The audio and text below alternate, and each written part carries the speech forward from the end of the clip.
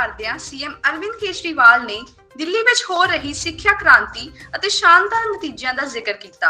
ਉਹਨਾਂ ਕਿਹਾ ਕਿ ਸਰਕਾਰੀ स्कूलों ने पीछे छड्डिया प्राइवेट स्कूलों ਨੂੰ। मंच पे मौजूद दिल्ली के शिक्षा मंत्री उप मुख्यमंत्री श्री मनीष सिसोदिया जी, दिल्ली के PWD minister health minister Shri Satyendra जी,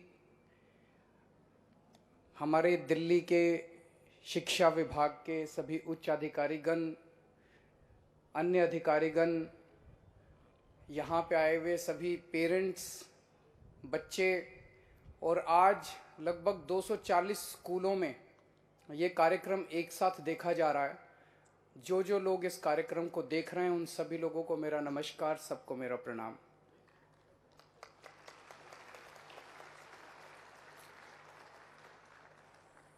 दिल्ली में वाकई शिक्षा क्रांति हो रही है। इतने शानदार स्कूल बन रहे हैं, इतने शानदार क्लासरूम बन रहे हैं, इतना शानदार इंफ्रास्ट्रक्चर। देश के कई प्राइवेट स्कूलों में इतना शानदार व्यवस्था नहीं है जितनी आज दिल्ली के सरकारी स्कूलों में है। इतने अच्छे नतीजे आने लगे हैं, शानदार नतीजे आने लगे हैं। किसी ने सोचा नहीं था कि एक वक्त ऐसा आएगा जब सरकारी स्कूलों के नतीजे प्राइवेट से ज़्यादा बेहतर आने लगेंगे। जैसा भी शिक्षा मंत्री जी ने बताया, इस साल 3,70,000 बच्चे बड़े बड़े प्राइवेट स्कूल छोड़ के वहाँ से नाम कटा के दिल्ली के सरकारी स्कूलों में अपना नाम लिखवाया, एडमिशन लिया है। इससे बड़ा और सर्टिफिकेट क्या हो सकता है कि दिल्ली के अंदर शिक्षा क्रांति आ रही है। आज मुझे बेहद खुशी है कि आज से लगभग 3 साल पहले जो हम लोगों ने 11,000 क्लासरूम बनाने का कार्यक्रम शुरू किया था, बनाने शुरू किए थे, आज वही 12,430 क्लासरूम मात्र 3 साल में बन के तैयार हो गए। ये भी अपने आप में हमारे देश के अंदर जो व्यवस्था है उसमें एक अजूबा ही माना जाएगा। नहीं तो हम देखते हैं कि कोई भी स्कूल, अस्पताल, उसकी फाउंडेशन, उसकी नींव जो है वो हर चुनाव के पहले फोड़ा जाता है नारियल, और फिर अगले चुनाव में फिर नारियल फोड़ते हैं, और फिर अगले चुनाव में फिर नारियल फोड़ते हैं। बनता कभी नहीं है। हमारे यहाँ अगले चुनाव के पहले ही बना देते हैं। जितने काम शुरू करते हैं वो सारे काम जो हैं वो टाइम के पहले शुरू हो जाते हैं। तो मैं आज दिल्ली के सारे दिल्ली वासियों को, दिल्ली के लोगों को, बच्चों को बहुत बहुत बधाई देना चाहता हूँ। इतने बड़े स्तर पे आप सोच के देखो, 12,430 क्लासरूम का क्या मतलब है। अगर एक नया स्कूल बनता है 10वीं क्लास तक का, उसमें कितने कमरे होते होंगे? 20, 30, 40, 50? 50 भी बहुत है। तो अगर हम 50 कमरे भी एक क्लासरूम में माने तो आज एक तरह से लगभग 250 नए स्कूल बन के तैयार हो रहे हैं। और इन स्कूलों में शानदार लेबोरेटरी, शानदार मल्टीपर्पज हॉल, और इनमें कई कमरे ऐसे हैं जो डिजिटल कमरे हैं, डिजिटल क्लासरूम है, उनके बोर्ड वगैरह डिजिटल हैं, जो कि बड़े बड़े प्राइवेट स्कूलों में नहीं मिलते। वो आज हमारे दिल्ली के सरकारी स्कूलों में है। यहां आने से पहले मैंने थोड़ी सी रिसर्च करी तो पता चला कि पिछले 7 साल में दिल्ली सरकार ने टोटल मिला के दिल्ली में जो 20,000 क्लासरूम बनाए हैं, टोटल 7 साल में 20,000 टोटल क्लासरूम बनाए हैं। इसके मुकाबले पूरा देश अगर देखें हम, पूरे देश की जितनी दूसरी राज्य सरकारें हैं, केंद्र सरकार है, सारी सरकारों को अगर हम मिला लें तो पूरे देश में भी 7 साल में 20,000 क्लासरूम नहीं बने जितने अकेले दिल्ली में बन गए। ये बड़ी बात है कि पूरे देश में 20,000 क्लासरूम नहीं बने 7 साल में।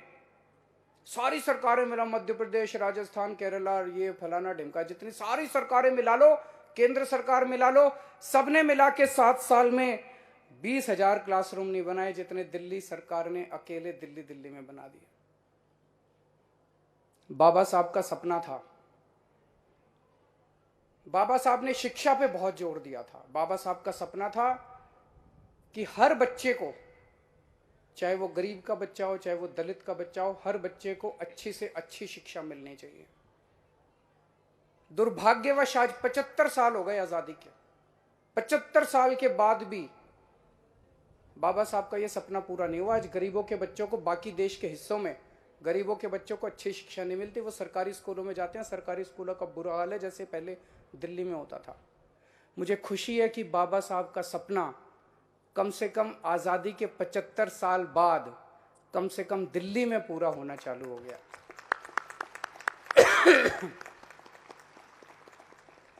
भगत सिंह ने कहा था कि केवल अंग्रेजों को देश से बाहर भगाने से आज़ादी नहीं मिलेगी। आज़ादी तब मिलेगी जब इस देश के गरीब बच्चे को और अमीर बच्चे को एक जैसी शिक्षा मिलनी चालू होगी। आज मुझे खुशी है कि भगत सिंह का सपना दिल्ली में पूरा हो रहा है। दिल्ली के सरकारी स्कूलों में अब एक अफसर का बच्चा, जज का बच्चा, रिक्शे वाले का बच्चा और मजदूर का बच्चा एक ही डेस्क पे बैठ के एक साथ एक जैसी पढ़ाई करते हैं।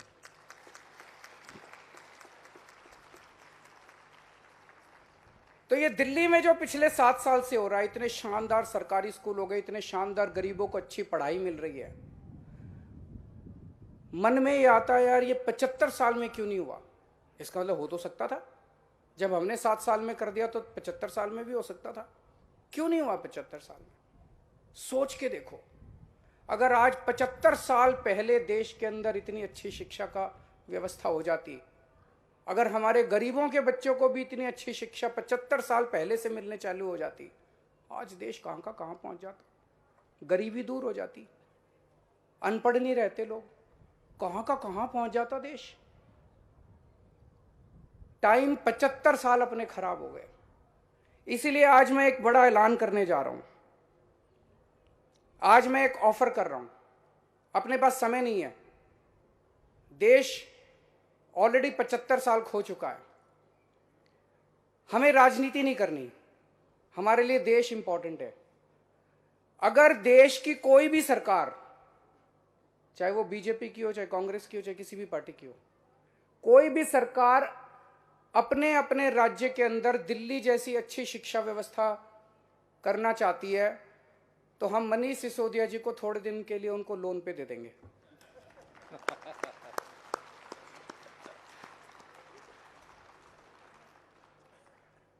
दिल्ली में अस्पताल भी बड़े अच्छे हो गए, मोहल्ला क्लिनिक भी बड़े अच्छे हो गए। तो अगर देश की कोई भी सरकार, चाहे बीजेपी की हो, कांग्रेस की हो, किसी भी पार्टी की हो, अपने राज्य में अस्पताल अच्छे करना चाहती है, मोहल्ला क्लिनिक अच्छे करना चाहती है, तो हम थोड़े दिन के लिए सत्येंद्र जैन को उनको लोन पे दे देंगे। हमारा मकसद ये नहीं है कि हम हर जगह चुनाव लड़ के जीते हैं, चुनाव लड़। हम यहाँ पे कोई नेपोलियन नहीं है कि घोड़ा लेके चला था और एक के बाद एक। हमारा मकसद देश है, देश आगे बढ़ना चाहिए। अगर दूसरी पार्टियों की सरकारें अपने अपने राज्य में शिक्षा व्यवस्था, स्वास्थ्य व्यवस्था ठीक करना चाहती हैं, हम उनकी मदद करेंगे। हम चाहते हैं कि सारा देश आगे बढ़े।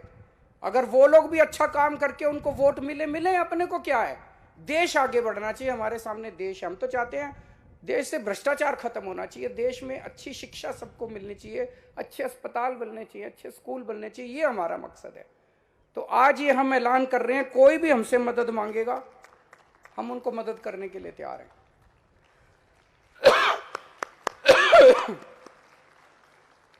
पिछले कुछ दिन से मैं देख रहा हूं,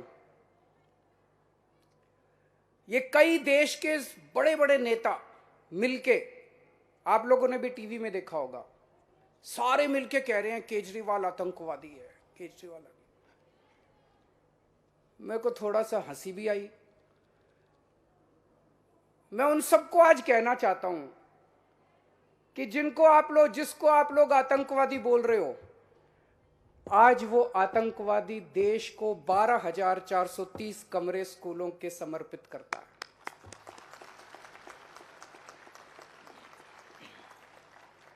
आज वो आतंकवादी ऐसे स्कूल बना रहा है जिसमें एक ही डेस्क पे बैठ के गरीबों के और अमीरों के बच्चे पढ़ रहे हैं। आज वो आतंकवादी भगत सिंह और बाबा साहब अंबेडकर के सपने पूरे कर रहा है।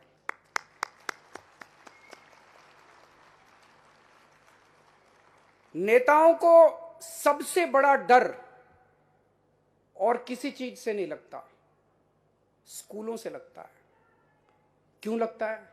अगर शानदार स्कूल बन गए, अच्छे स्कूल बन गए, तो नेताओं को जात पात और धर्म के नाम पे वोट मिलने बंद हो जाएंगे। हमारे इन स्कूलों के अंदर हमारे ऐसे बच्चे, देशभक्त, कट्टर देशभक्त बच्चे अब तैयार होंगे।